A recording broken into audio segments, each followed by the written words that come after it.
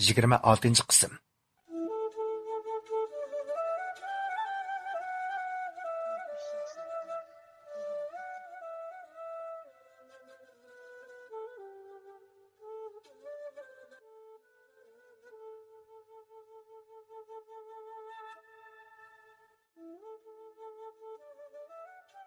Dünya. Bu sınaqlarını kötürüyverişke berdaşlık bergedek madarımı kalmadı. Mangarayım kılgını senden ötüney hayatlı. Senden artıkça bayaşat durmuş mal dünya. Her qandaq ners talep kılmayman.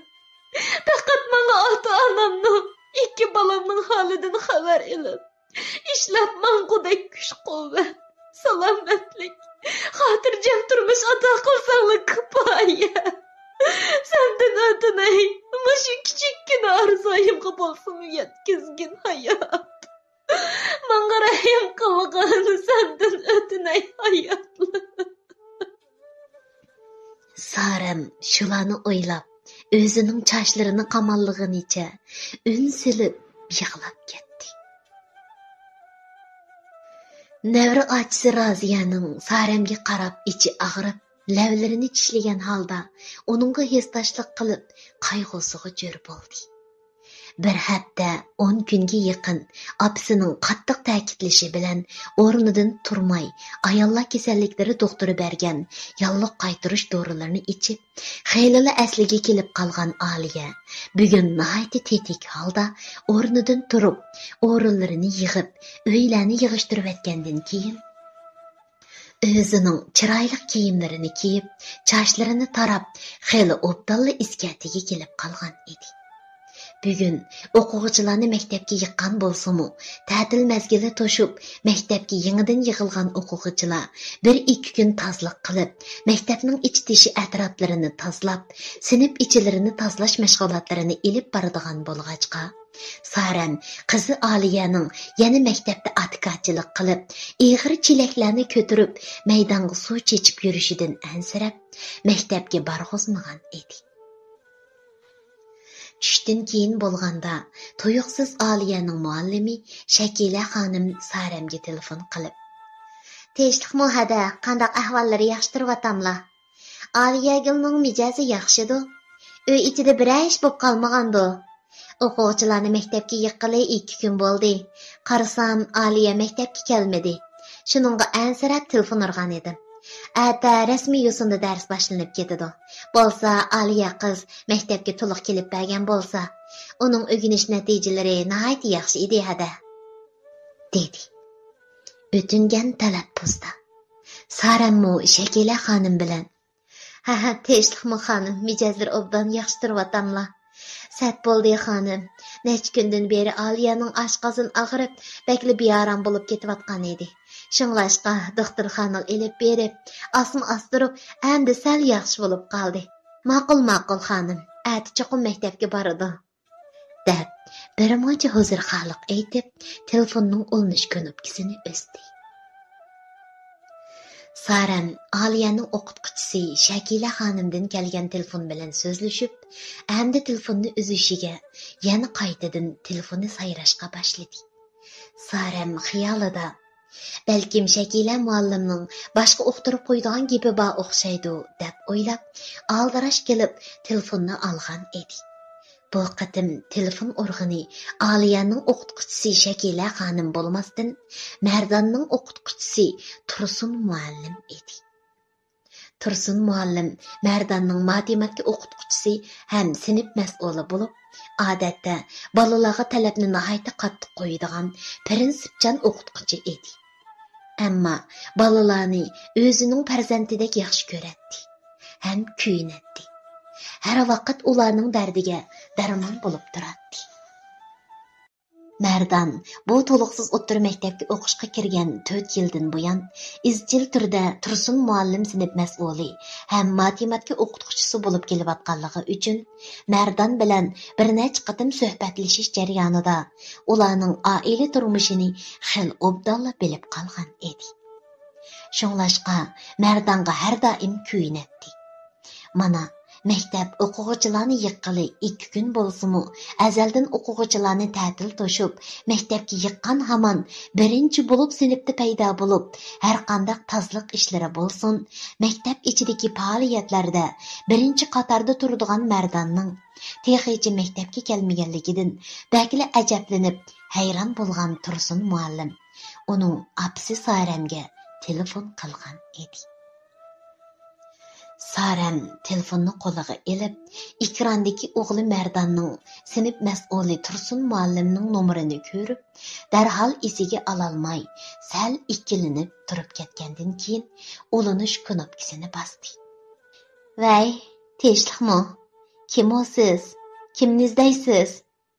Shu hamon qarshi tarafdan bir er kishining nihoyatda eg'ir bisiq, salmoq talaffuzda: "Ha, tinchlikmi xonim? Mijozangiz yaxshimi? Obdan turatamsiz. Men o'g'lingiz Mardanjonning sinf mas'uli Tursun muallim bo'laman. Maktabga o'quvchilarni yiqqili 2 kun bo'lgan. Qarasam o'g'lingiz Mardanjon texichi maktabga kelmadi. Bu bola azaldan bundoq intizomga qilib ishni put baxmaydi. Sal ansirab sizga telefon qilishimdi. Bo'lsa Mardanjonni ati maktabga mang'izib o'tgan bo'lsangiz, atidan boshlab rasmiy dars boshlanib ketmoqchi. Bu bolaning darslarga bo'lgan asosi nihoyat yaxshi. Ammo maktabga mushundoq sababsiz kelmasa, darsdan chekinib ketmasin deb ansirayman. Mardan yaxshidir, uning bir ish bo'lmagandi, ha?" dedi Tursun muallim. Saram o'g'li Mardanning o'qituvchisi Tursun muallimning bu gaplarga nima deyishni bilolmay, birdan turib qolgandan keyin: Ha, bolaning ahvoli yaxshi muallim. Shu necha vaqtdan beri bekor o'ynab yurgachga, 2 kun ilgari bizning yezdagi nevra ocham Roziya o'g'li Farruh bilan shaharga kiribdi-kan.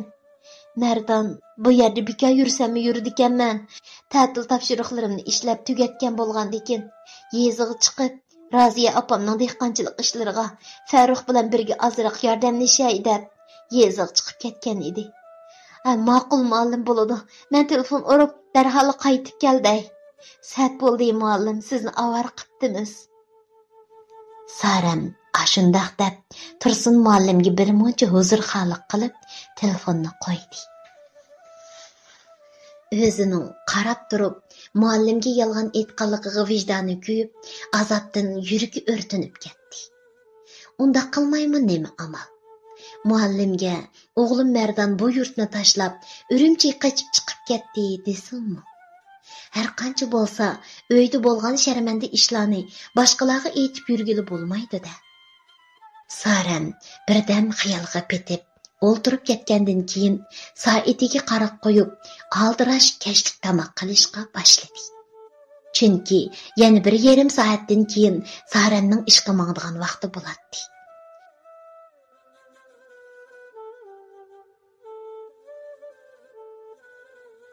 Saram o'g'li Mardanning o'qituvchisi Tursun muallimga yolg'ondan shundoq deb qo'yib, nihoyatda bearam bo'lgan holda telefonni qo'ygandan keyin oshxonaga kirib, kashlik tomoq etishga kirishib ketdi. Chunki yana 1,5 soatdan keyin uning ishga berib, navbatchilikni o'tkazib oladigan vaqti bo'ladi. Saram aldirash kashti singishlik bo'lsin deb suyqash etgandan keyin uydagilar go'ng'ir-mo'ng'ir o'ltirishib, oshga daxil bo'lishdi. Saramning ko'zi helidan heli tomoq ustilining o'g'li Mardan o'ltiradigan o'rindiqqa tushadi. Bir haftadan buyon mushundoq har qatim tomoq ustiliga kelganda o'g'li Mardan xiyoliga kirib olib: "Jinim bolam, hozir nima ish qilyotgandu?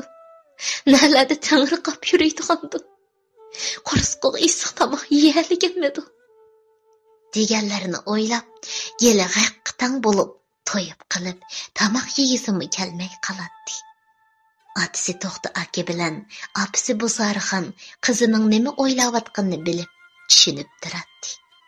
Shunglashqa navrisi Mardan to'g'riliq qizi Saram uyda bor vaqtida gap qilmaydi. Saram boshda qizi Aliyadan akisi Mardan bilan bo'lgan ishlarni anglagandan keyin bu insonchilikqa, jumladan odamiylikka muxolif keladigan akisingil juplashib qilish ishidan baklar azoblanib, o'g'li Mardonga g'azablanib shundoq o'shligi kelib ketgan bo'lsa-mu, ammo yurakni tarsa beg'ir og'riydi degandek, onaning qaysili qo'lini kessa, shu o'zining teni og'riydi.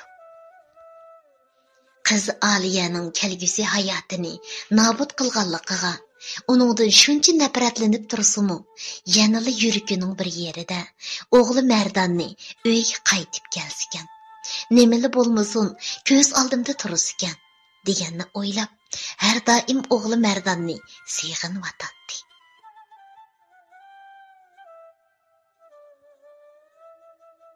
Sarem shu xayollar bilan o'zi nihoyatda ko'ngil qo'yib, qip-qizil qo'rimi qo'rib, o'xshitib atgan suyuqashdan ming tasdi bir piyola ichgandan keyin aldirash kiyimini almashtirib, ishiga yurib ketdi. Sarem hozir qizi Aliyadan xaylil xotirjam bo'lib qolgan edi. Ammo fikr xayoli o'g'li Mardonda bo'lib, o'zi amalli qo'dg'uchi bo'lib darvozada qarab ishlayotgan aholilar komitetidan o'g'li Mardon bilan taqdimatlik bolalar sumkalarini esib maktabga mang'inni ko'rsa, xuddi o'zining bolasimi ashu bolalarning orasida badak u bolalarga talmirib, ko'zini uzalmay qarab ketadi. Hürmetli asar anlıqçı ve okurmen dostlar. Mardon o'zining uydan qochib chiqqaniga pushaymon qilib qaytib kelarmi? Agarda Mardon qaytib kelmasa, Sarem bu ishni Mardon o'qiyotgan maktabdagilarga qanday tushundirar? Agar asarning davomiga qiziqsangiz, nazaringiz keyingi qismda bo'lsin.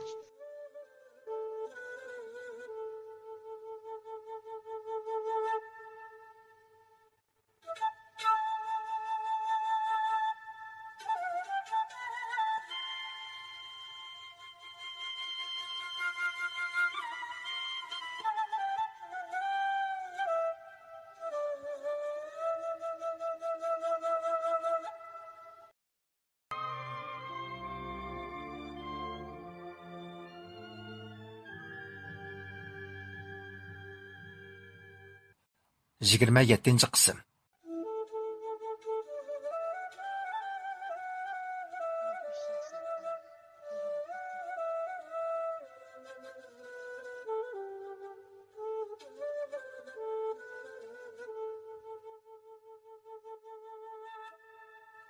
Sarem o'g'li Mardonning o'qituvchisi Tursun muallimga-mu yolg'ondan shundoq deb qo'yib, nihoyatda beorom bo'lgan holda telefonni qo'ygandan keyin oshxonaga kirib, kashlik tomoq etishga kirishib ketdi. Chunki yana 1,5 soatdan keyin uning ishga berib, navbatchilikni o'tkazib oladigan vaqti bo'ladi. Sarem aldirash kashti singishlik bo'lsin deb suyuqash atgandan keyin uydagilar go'ng'ir-mo'ng'ir o'ltirishib, oshga daxil bo'lishdi. Saremning ko'zi helidan heli tomoq ustilining o'g'li Mardon o'ltiradigan o'rindiqqa tushadi. Bir haftadan buyon mushundaq har qatim tomoq ustiliga kelganda o'g'li Mardon xayoliga kirib olib, "Jinim bolam, hozir nima ish qilyotgandu? Nalarda tangriqab yuraydigandu? Qo'rsqog'i issiq tomoq yeyaliganmidi?" deganlarini o'ylab, geli g'aqqitang bo'lib, to'yib qilib, tomoq yeysimi kelmay qoladi. Otisi To'xta aka bilan opisi Busarxon qizining nima o'ylayotganini bilib, tushunib turadi. Shunglashqa navrisi Mardon to'g'riliq qizi Sarem uyda bor vaqtida gap qilmaydi. Sarem boshda qizi Aliyadan akisi Mardon bilan bo'lgan ishlarni anglagandan keyin bu insonchilikqa, jumladan odamiylikka muxolif keladigan aksingil juplashib qilish ishining baklar azoblanib, o'g'li Mardonga g'azablanib shundoq o'shligi kelib ketgan bo'lsa-mu, ammo yurakni tarsa beg'ir og'riydi degandek, onaning qaysili qo'lini kessa, shu o'zining teni og'riydi. Qiz Aliyaning kelgusi hayotini nobud qilganligiga, uningdan shuncha nafratlanib tursa-mu, yanada yuragining bir yerida o'g'li Mardonni uyga qaytib kelsikan, nemali bo'lmasin, ko'z oldimda tursikan deganni o'ylab, har doim o'g'li Mardonni seg'inayotdi.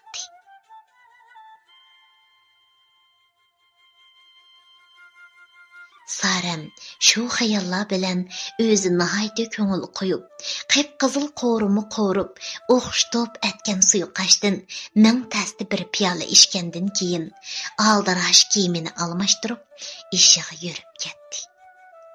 Sarem hozir qizi Aliyadan qaylil xotirjam bo'lib qolgan edi. Ammo fikr xayoli o'g'li Mardonda bo'lib, o'zi amalli qo'g'dug'uchi bo'lib darvozada qarab ishlayotgan aholilar komitetidan o'g'li Mardon bilan taqdimatlik bolalar sumkalarini esib maktabga mang'inni ko'rsa, xuddi o'zining bolasimi ashu bolalarning orasida badak u bolalarga talmirib, ko'zini uzalmay qarab ketadi. Bugun Saremning qizi Aliyamu maktabga ketgan edi. Sarem har xil xayol, o'y fikrlar bilan bugun bir kunni o'tkazib, kash qilgandan keyin navbatchilik bahrini o'tkazib berib, uyga qaytib keldi. Bu vaqtida Saremning qizi Aliya allaburun maktabdan qaytib kelgan bo'lib, yotoq uyida topshiriq ishlab o'tirgan edi. Apisi Busarixon yanada burunqidek televizorning tizginligini. Apisi Busarixon yanada burunqidek televizorning tizginligini qo'ldan tushirmagan holda televizor ko'rib o'tiradi. Atisi To'xta aka bo'lsa, aholilar komiteti ichidagi yashanganlarga uyushtirib bergan qart, shaxmat, har xil ko'ngil ichish uskunlari o'rnatilgan madaniyat uyidan texi qaytib chiqmagan bo'lib, mehmonxona uyining ichidagi televizor ovozidan boshqa uy ichi nihoyatda timtas edi. Eshikning echilganini anglagan Aliya ittik yotoq uydan chiqib, "Qaytib keldingizmi, appa? Herib ketdingizmi?" degenicha apasining qo'lidan chapinni ilib turib, "Appa, Shakila muallim maktab ichidagi tasodifiy yaralanish, bexatarlik sug'urtasi setib olishimiz kerakligini aytib, sinfdagi hamma o'quvchining o'zlari turishliq aholi komitetidan yoki turishliq o'rniga nupusni yetkazib kelmay, sirtdan kelib o'ltiraqlashayotganlar bo'lsa, asl joydagi kanit komitetidan bir parcha isbot ilib kelishimizni aytdi. Mush 2 kun ichida akilib topshiringlar hamda tasodifiy hodisada yaralanish sug'urtasi setib olinglar deydi. Siz ata aramalidan bo'lgandikin bizning dodiga chiqib isbotni ilib kelib beramsiz ya," dedi. Sarem qizi Aliyaning gapini anglagandan keyin birdan turib ketib, "Ha, ma'qul qizim. Ati beri isbotni akilib beray. Ish qilib mush maktabinglarning bakli ish tugamaydi ekan jumo. Hali u isbotlayotgan, hali bu jadvallayotgan. Odamga faqatla oromlik bermaydi ekan-ku," dedi o'z-o'ziga xotirab. Atisi xeyli ruhliq turgan Sarem qizdan burun turib, nashtalik tayyor qilib, ota-onasining va qiz Aliyaning nashtaliqini tayyor qilib, qizini maktabga mang'uzvatgandan keyin kiyimlarini almashtirib, o'zlarining mahallasiga shu Basit degan hayvondan qochib, uy makoni, yer turalg'ularini setib etib, shaharga qaytib kelgan o'zlarining dod uyga yetib keldi.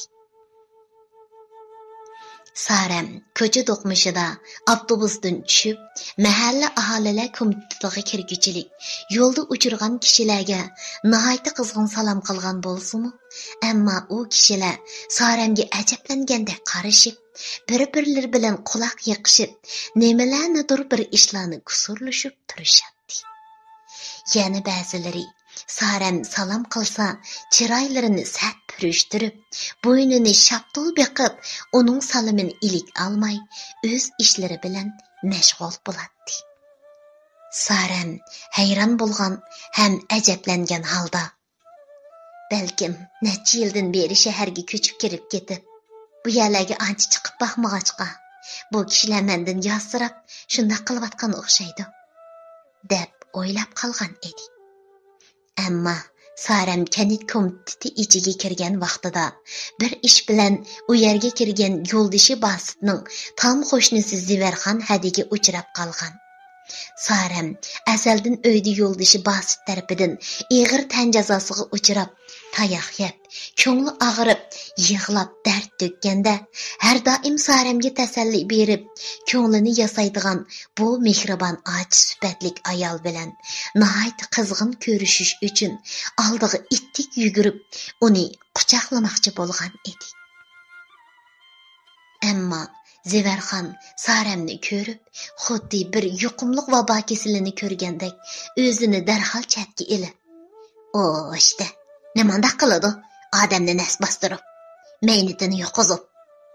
degenicha, Sarem quchoqlash uchun tutgan chopinining yanglarini xuddi ganda yo'qib qolgandek qayqishtirib, kanit komiteti zalidan darvoza tarafga qarab mangdi. Sarem har doim shaharga kirsa, o'zi shuncha cho'ng ko'rib, uyda qo'ndirib olib kutadigan bu ayol qo'shnisining birdilla ko'tini ilib yuziga yomg'andek satqiliq qilishlarga xo'chchidi judini o'rlidi-da. Nimandaq satqiliq qilsiz Ziverxon acha? Mening bir yerimga po'x yepishib qopdimi-ya? Necha vaqtdan beri shuncha obdan salom sahat qilishib, hol-mung aytishib, hatto bir-birimiz bilan qayrindoshdek shaharga kirsangiz uyga ilib berib, qo'ndirib, shuncha cho'ng ko'rib ketganlarim sizni. Sarem achchig'ida necha vaqtdan uning qilgan yaxshi muomalarini mehnat qilgandek so'zlab soldi. Bu gapni anglagan Ziverxon kayniga o'rilib, Saremning beshidan oyog'iga bir qur xuddi uningdan yirgangandek qarab etgandan keyin, "Shu sizdek nomus qilishni bilmaydigan bir sharmanda xotin bilan och singildek oppoq-chapoq bo'lib yurib, hatto o'ylaringizga berib, qo'nib yurgunimga o'zimga hozir la'nat o'qiyapman. Bir yerimga po'q suvilib qopdimi-da, mendan so'rab qo'ying texi. Bir yeringizga emas, yuzingizga po'q suvab yurganingizni bilmayvatamsiz? Isit, mahallada vaqtingizda sizni xeyli bir tuzuk ayol deb tikanman. Sizning shaharga kirib, bundoq o'zgarib, nomussiz, sharmanda ishlarni qilib, hatto 13 yoshga kirgan qizingizni boshqalarga sulab berib, qo'risqini pompaytib yurganingizni uqmabdiman emasmi? Odamning sirtqi qiyofatiga qarabla, odam degil bo'lmaydi ekan desa, voy isit, voy isit. Hey, sizdekmi ona kishi bo'lamdi deyman. O'zingizga buzuqchilik qilib, erlarni sulab yursangiz, buningga mayli deyli. Endi ashu og'zidan texi sutingizning ta'mi ketmagan 13 yoshga kirgan qizingizni erlarga sulab pul tepib yurdingizmi? Hey, shaharga kirib jon boqmoq oson ekan. Hamma yerda qozonning qo'liqi to'rt. Xuddi shaharga kirsanglar, osmondan yomg'ir yog'digandek, uy makoninglarni setib etib, kirib ketgan edinglar. Oxiri jininglarni boqolmay, buzuqchilik qilishib, hatto kichikkina qizinglarni setib, jininglarni boqqudek holga tushib qapsizlar. Bir yerda ko'rib qolsangizmi, ezib-tezib bundan keyin meni Ziverxon acha deb bir yerda chaqirib solmang. Shu yerdan yuzingizga tukirib etaman ha. Dedi Ziverxon. Hurmatlik asar anglag'uchi va o'qirman do'stlar. Saremning shuncha yushirib, hech kimga uqtirmayman degan ishlari mahallaga pur ketgandan keyin ular bu shaharda qandoqmi yuzini ko'tarib yura? Ko'nilarning tamningmi qo'liqqa ba degan maqol tamsillariga o'xshash. Ish mahallaga yeyilib ketgan yerda maktabga yetib bormasmi? Aliyani maktab hayotida yana nima qismatlar kutib turgandi? Agar asarning davomiga qiziqsangiz, nazaringiz keyingi qismida bo'lsin.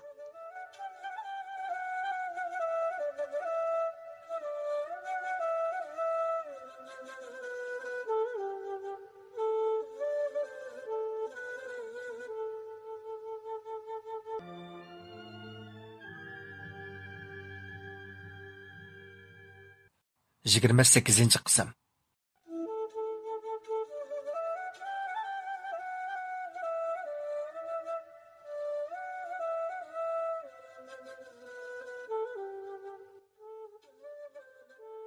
On 13 yoshga kirgan qizingizni boshqalarga sulab berib, qo'risqini pompaytib yurganingizni uqmabdiman emasmi? Ahiri jininglarni boqolmay, buzuqchilik qilishib, hatto kichikkina qizinglarni setib, jininglarni boqqudek holga tushib qolsizlar. Zifirxonning keyingi ahonatli gap so'zlari Saramning qo'lqiga faqat kirmagan edi. Uning mengisida g'ung'uldab qaynab yurgan 13 yoshga kirgan kichikkina qizingizni boshqalarga sulab berib, qo'rsqini pompaytib yurgicha nomus qilsanglar bo'lmamdi degan gap yondirish jaranglab turadi.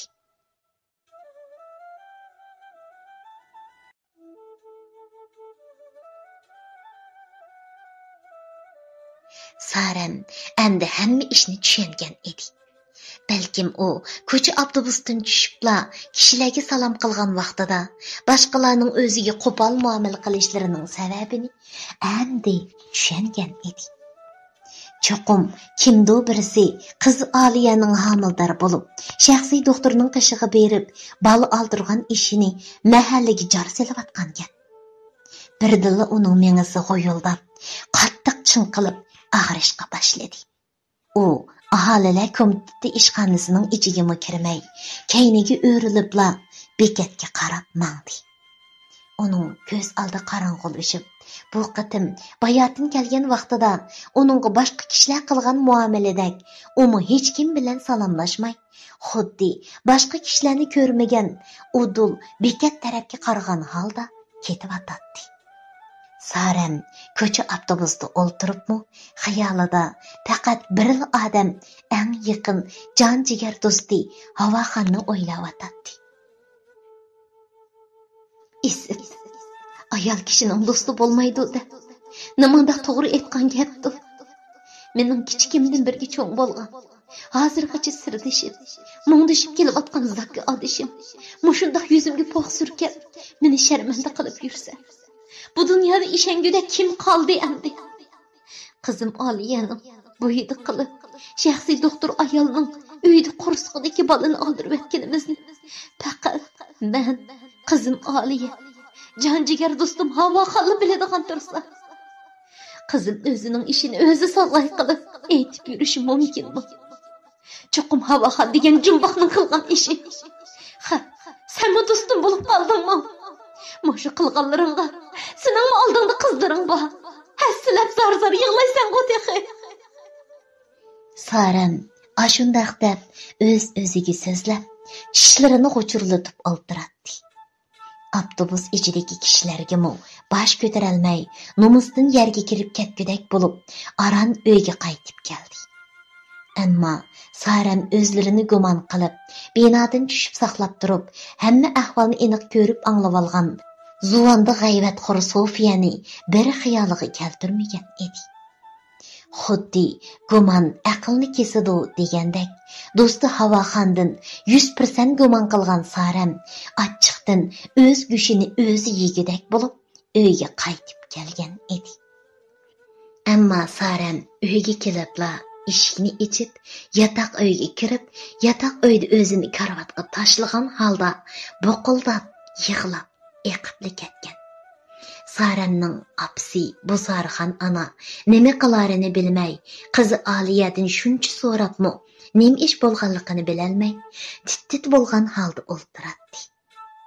Uni az degandek Saramning chiroylari tatirib, o'ngsili yo'q holatda kirib kelayotganini ko'rgan Buzarxon ana, "Voy, bu nima ish balam?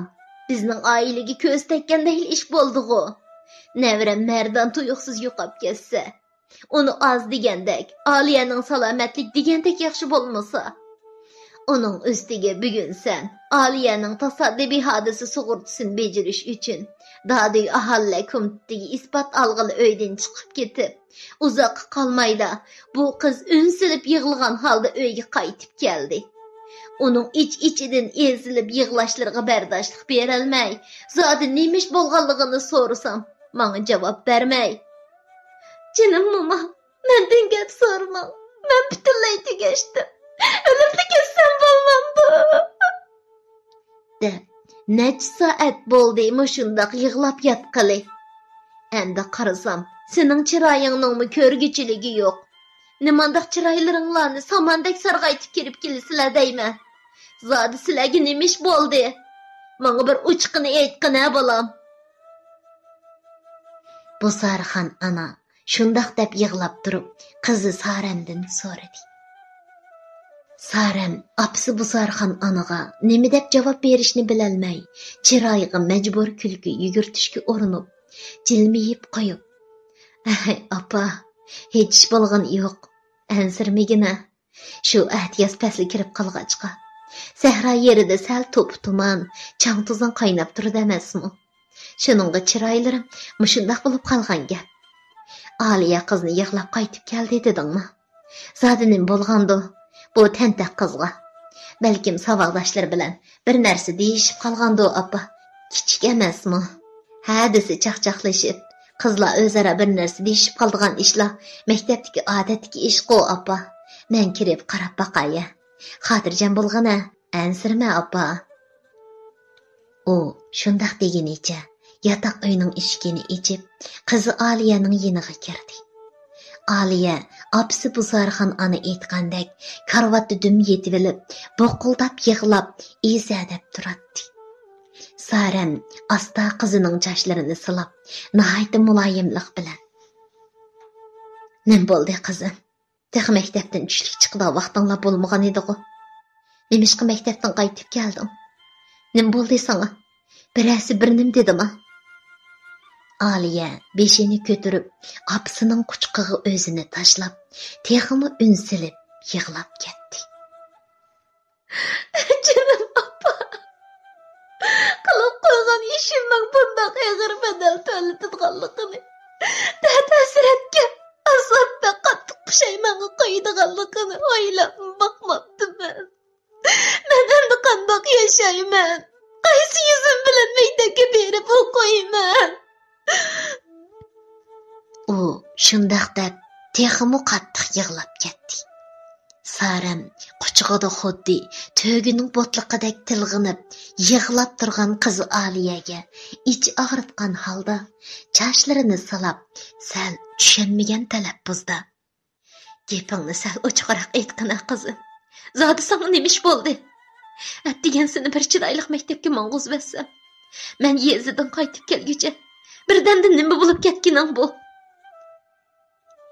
Aliya bir haza öksüp yig'ilgandan keyin apsining quchqidan beshini ko'tarib: "Atdiga sen bilan xo'shlashib maktabga borgan edim. Maktab darvozasidan kirishim bilan saboqdoshlar menga g'alati nazarda qarashayotganligini his qildim. Ular menga qarab, bir-birisi bilan quloq yiqib, so'rashib, taqildab kulishyotdi. Men boshda eran qilmabdiman. Keyin saboqdoshlarning hammasilar ashunda qilayotganini ko'rib, sal hayron bo'lgan, huduqqan holda sinf ichiga kirgan edim. Sinfdagi saboqdoshlar meni ko'rib, ajablangan, hayron bo'lgan holda menga qarab, danqitib turib qilishdi. Men ularga salom qilib ahvollasam, ular paqildab kelganicha menga anglatib turib: "Hey, saboqdoshlar, nimandaq yuz qilindi buning? Xuddi hech bo'lmagandek yuzini dab-dab qilib maktab kelganini qaranglar. Cho'nglarimiz to'g'ri debdikan jumol, jalobda yuzi yo'q deb. Yuzi haqiqatan eshakning ko'tidimi qilinmaskan bu?" deyishi meni mazoq qilishga boshladi. Men xiyolimda mening doktorxonaga berib bola oldirgan ishimni hech kim o'qmaydigan deb o'ylag'achqa ulardan ajablanib so'radim: "Hey, saboqdoshlar, kimni davotsizlar? Nimandaq tushuniksiz gap qilsizlar? Sinfda biror ish bo'ldimi?" Mening gapim oyoqlashmay turiblar. Sinfda qattiq kulki ko'tarildi.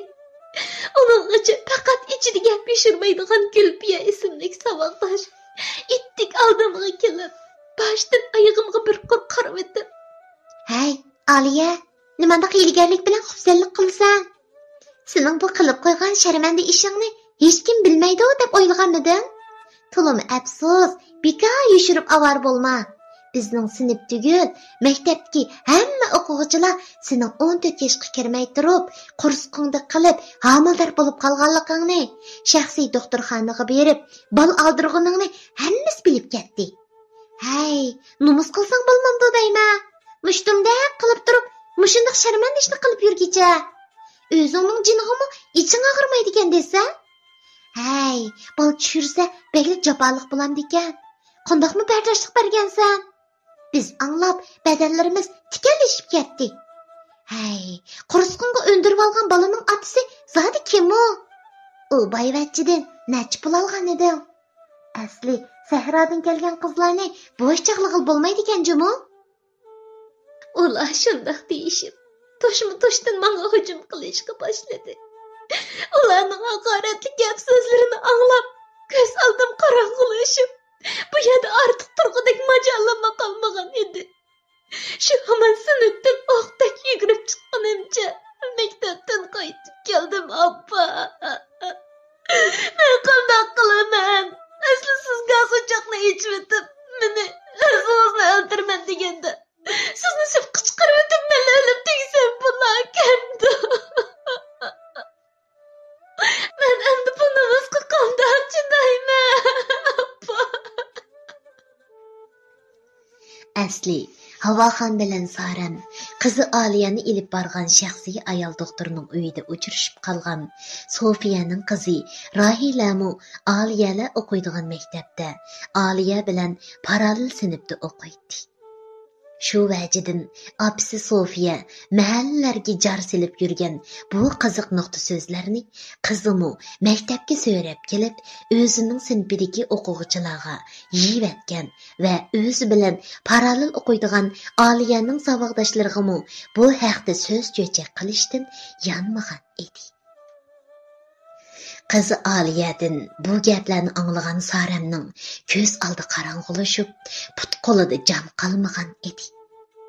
U oxiri qat'iy niyatga kelib, o'ziga shuncha yildan beri jafo mushaqqat, qayg'u hasrat, dard alam ilib kelayotgan bu shahardan biroqli qizi Aliyani ilib, boshqa yurtlarga sarsand bo'lib chiqib ketishni, mushu orqali qizining bundan keyingi hayot yo'lini yo'ritishni o'ylab, bir niyatga kelgan edi. Hurmatli asar anglag'uchi va o'qirman do'stlar. Endi bu jafokash bechora ana 13 yoshida o'z akisidan homildor bo'lib qolgan nodon qizi Aliyani ilib, yana nalarda sarson sargardon bo'lib yura. Boshqa shaharlarda sargardonlik turmushini kechirib yurgan o'g'li Mardan bilan tepshalarmi? Bu bechora ayolni yana qanday qismatlar kutib turadigandir? Agar asarning davomiga qiziqsangiz, nazaringiz keyingi qismda bo'lsin.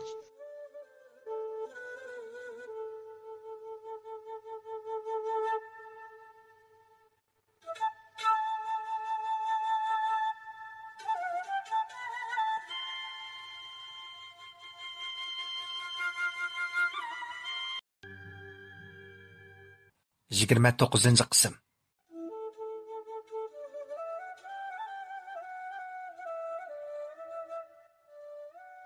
Saram oxiri qat'iy bir niyatga kelgan edi. Inson degan ajoyib bo'ladi ekan.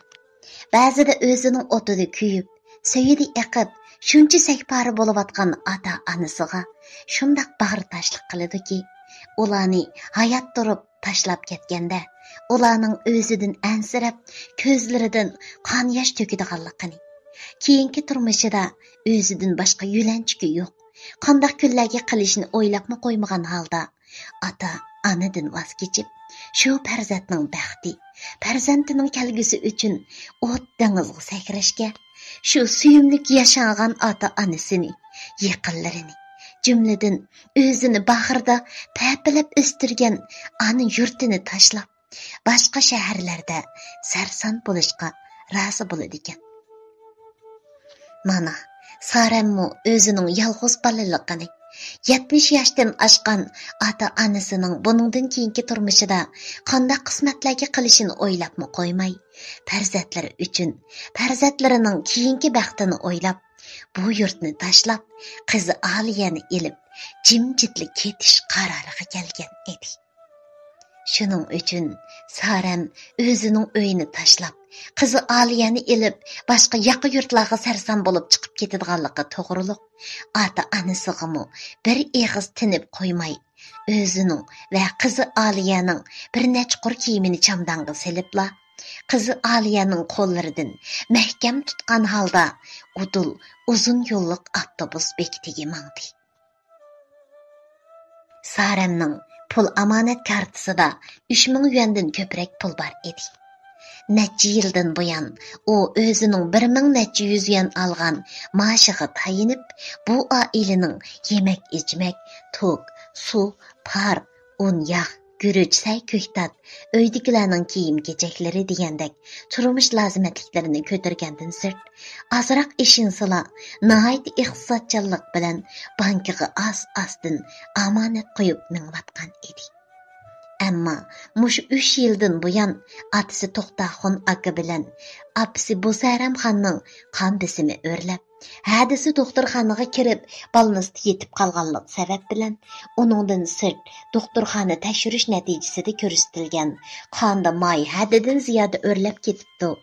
Hamda yepishqoqlik bak og'ir ekan degan tekshirish natijasiga asosan ularga oyda qarallik dori elib yugizib kelayotganligi uchun yezidagi turalg'i uyini va yerlarini setib etib shaharga ko'chib kelganda bankiga omonat qo'yib qo'ygan 70 ming yuan pulini shaharga kelgandan buyanqi 8 yil jarayonida ishlatib bir yerga apargan edi.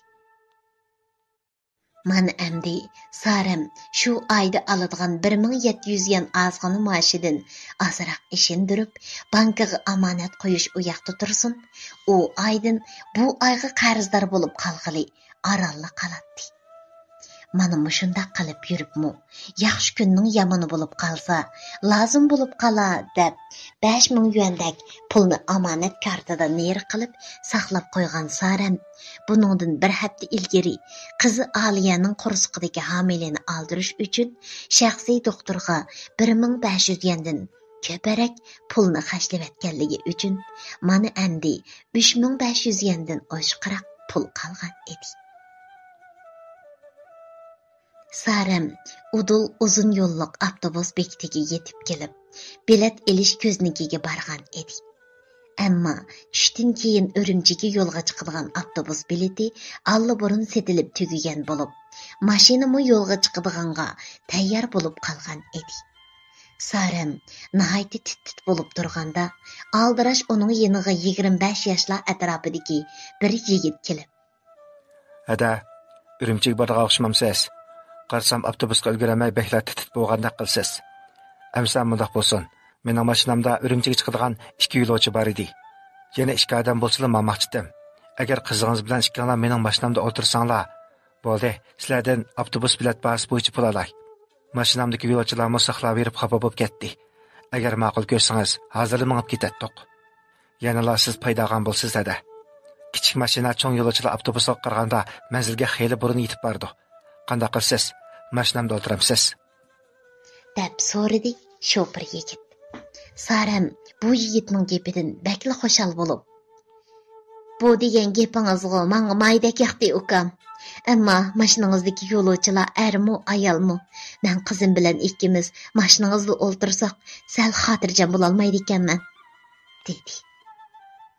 Xuddi yilondan qo'rqib ketgan odam arg'amchinim otlamaydi degandek, shofir yigit Saramning gapini anglab kulib ketib, "Voy xotirjam bo'ling acha.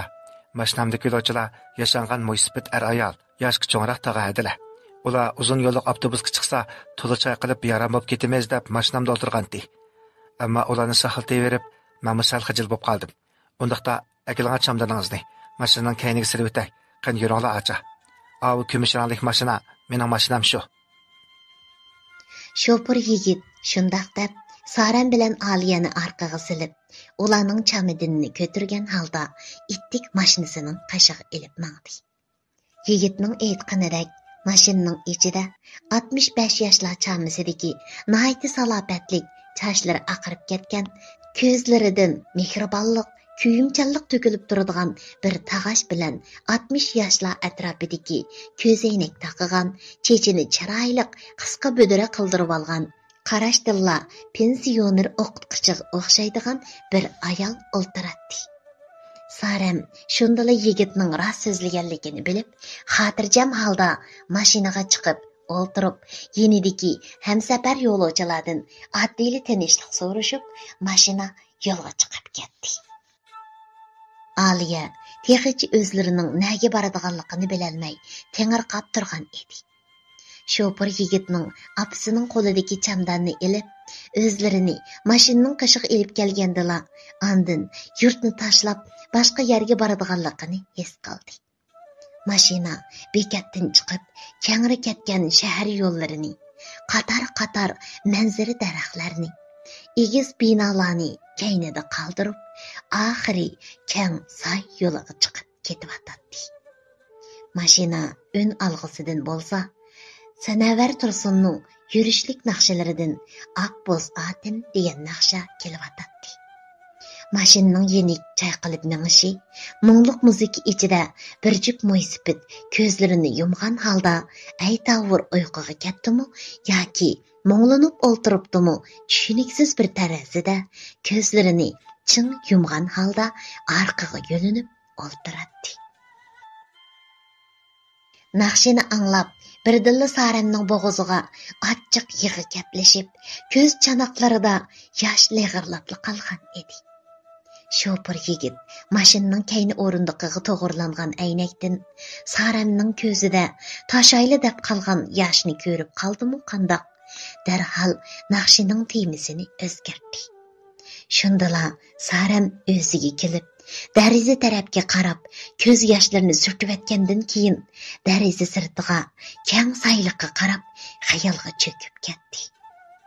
Aliya mashinaga chiqib o'ltirib, mashina shahardan ayrilgan vaqtdala o'zlarining Urumchiga zodi nemish qilg'ili boradiganligini tushunolmay, apsidan so'ramoqchi bo'ldi-yu, ammo kayni o'rindiqda o'ltirgan apsiga shundoq burilib qarab, uning g'amga petib o'ltirib ketganini ko'rib, apsining hozirgi ruhiy kayfiyatini tushungandek, lablarini yenik tishlab qo'yib, jimjit oldiga qarab o'ltiradi.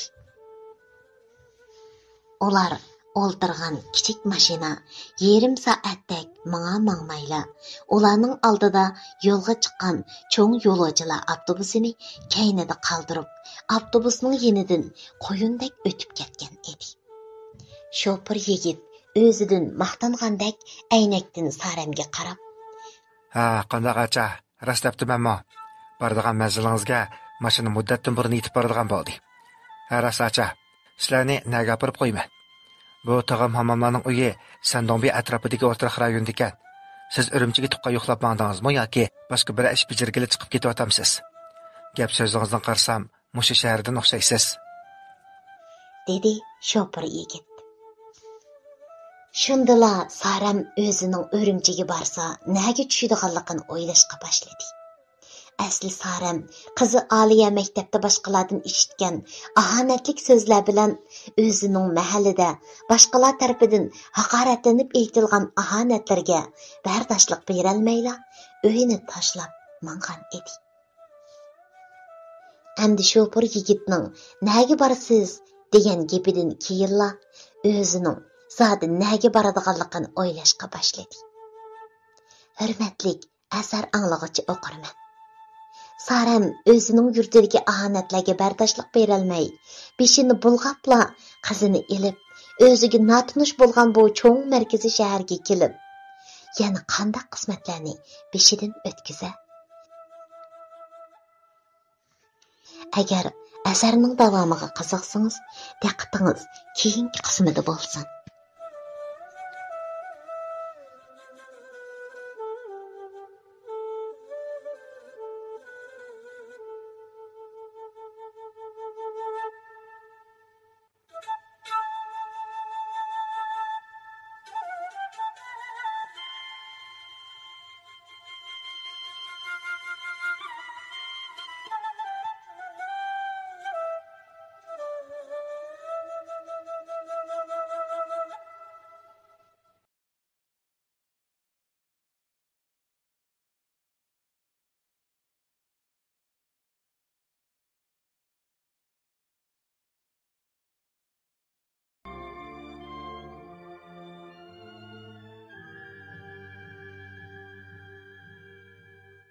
30 qism.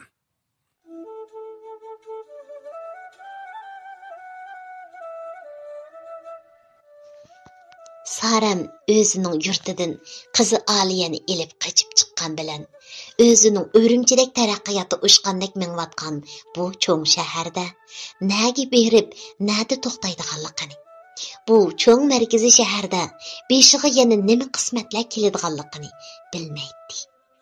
Shuning uchun u sal kekashlab: "Ha, shu ukam, men hozir nagi berishimni bilolmayapman." U shundoq deb o'zining gap ketkizib qo'yganligini his qilib, darhol gapiga tuztish berdi. "Ha, ukam, Urumchiga bir ish bejirgil mangan edik, ammo bu cho'ng shaharda nagi berib, nada to'xtashimni bilolmayman demoqchi edim. Shunglashqa o'z bexatar, pul arzonroq biror mehmonsaroy bo'lsa opirib qo'ygan bo'lsangiz", dedi. Mana oxiri mashina shuncha qaynam tashqinlikqa to'lgan go'zal Urumchi shahriga yetib keldi. Şoför yigit aldı bilan mashinadagi 2 mo'ysipit tog'i hadilarni 3 tosh tarafdagi ahalla o'ltaraq rayoniga opirib qo'ygandan keyin mashinani keyniga borib elib mangdi. Aliya mashina ichida turib, osmon talakka tutashgan egiz binolarni, asti usti necha qavatlik o'tishim yo'llarini, bu yo'llarda qo'yindek ketayotgan mix-mix mashinalarni ko'rib, hayron bo'lganidan og'zi ichilib qolgan edi. Oxiri shoför yigit mashinani o'ttiri ko'rik atrofiga joylashgan, ancha hashamatlik bo'lmagan, lekin nihoyatda pokiz bir mehmon saroyga elib keldi va Saremga: "Ada, qarsam beshingizga eg'ir g'am chiqqandek ko'rinsiz. Bo'ldi, ko'nglingizni yerim qilib, sizdan ortiqcha gap so'ramay. Bu mehmon saroyining xo'jayini oq ko'ngil, bekli mehribon, nihoyat yaxshi odam. Ham mehmonxonami nihoyat bexatar. Ishlaringizni ko'ngildagidek bajarib bo'lguncha mush yerda tursangiz bo'ladi.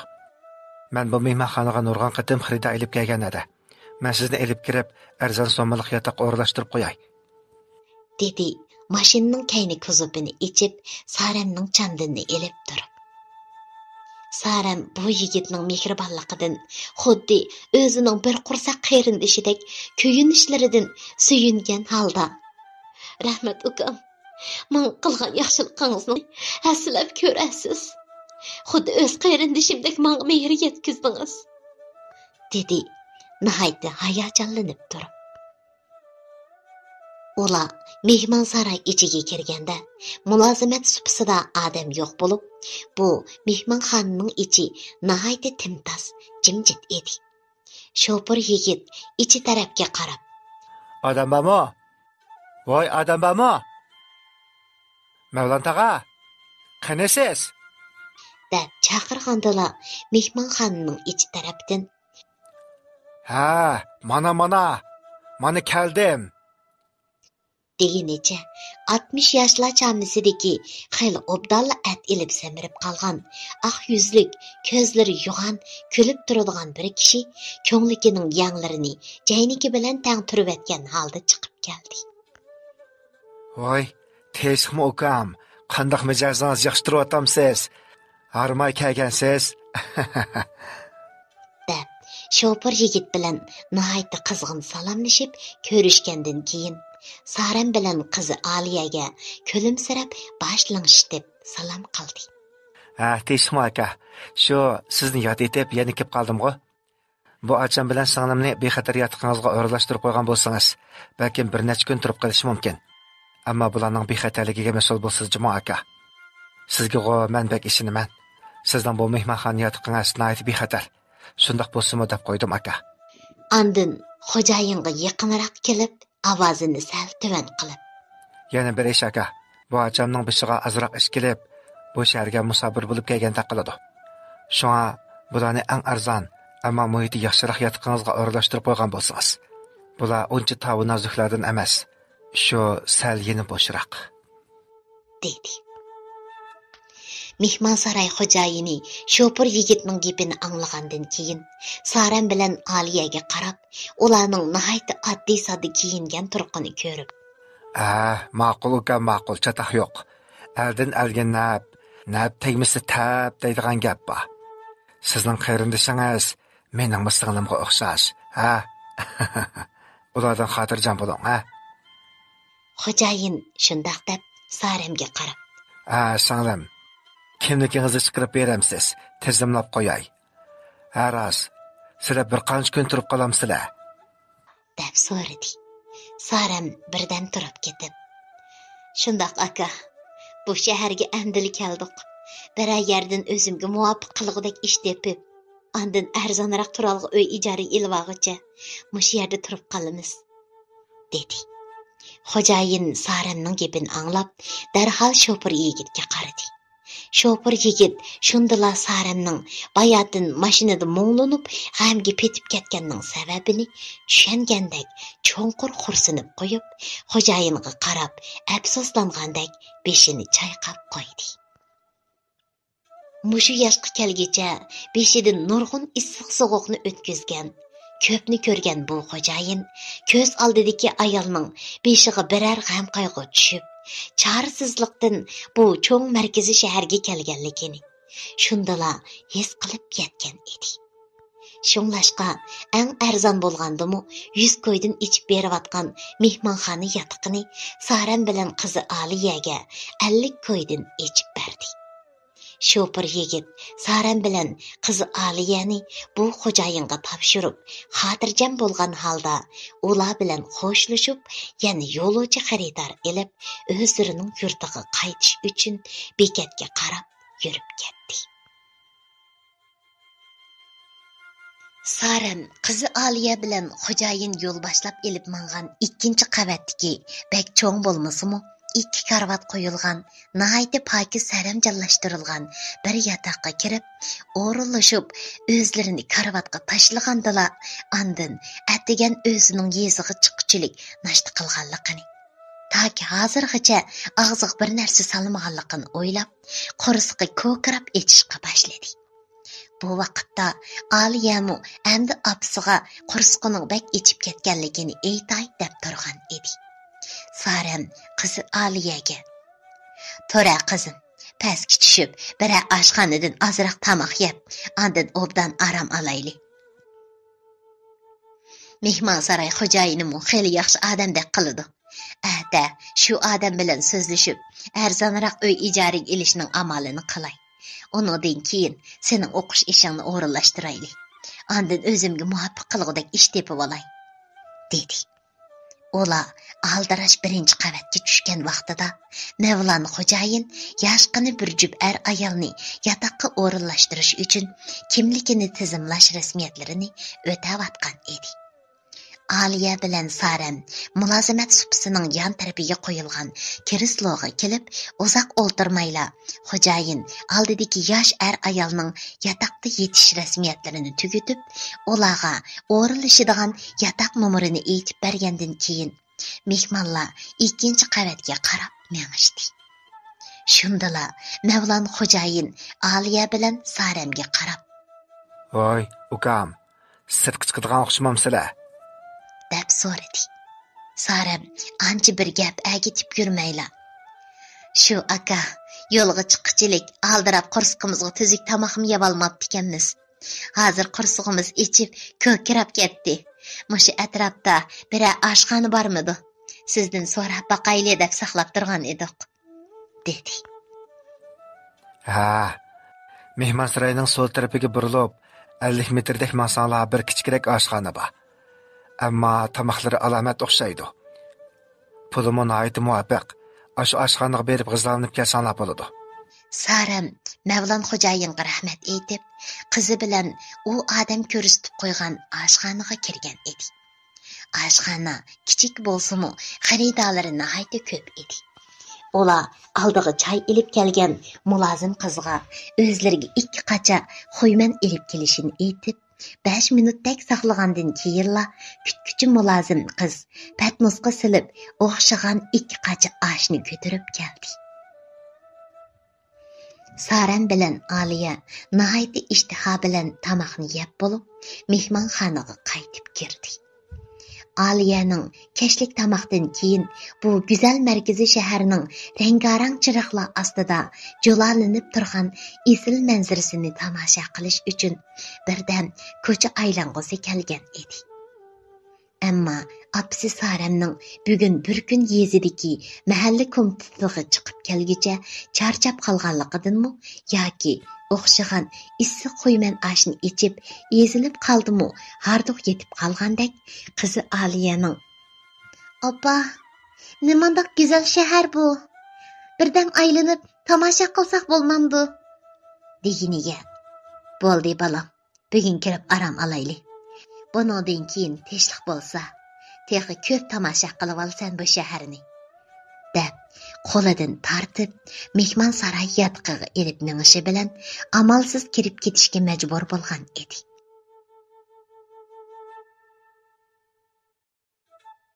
Hurmatli asar anglag'uchi o'qirman do'stlar.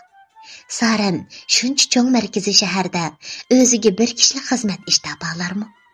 Qizi Aliyaning maktabda o'qish ishlarini qanday o'rinlashtira? Asarining davomiga qiziqsangiz, diqqatingiz keyingi qismida bo'lsin.